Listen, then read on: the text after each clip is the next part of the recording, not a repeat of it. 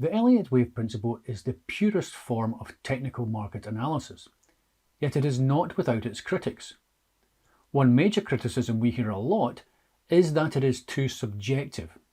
Well, when you learn the wave principle, you find that it is, in actual fact, one of the most objective forms of analysis.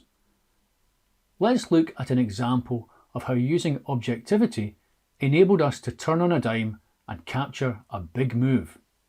The Swedish stock market index, the OMX, had a couple of Elliott wave structures that we were considering during February. We showed this chart in the European short-term update on the 21st of February and stated that only a drop below 1764 would cause the bull case to be brought into question.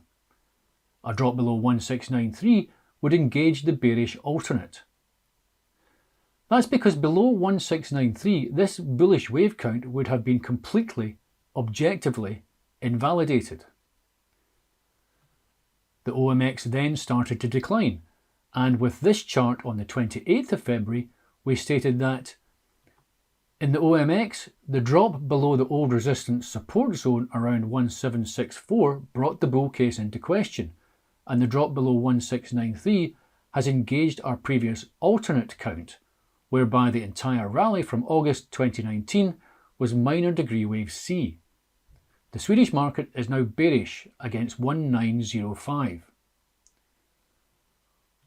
One reason why we were quite sure of the new bearish wave count stems from a guideline for flat corrections published in Frost and Prechter's Elliott wave principle of 1978, stating that wave B usually retraces between 100 and 138% of wave A.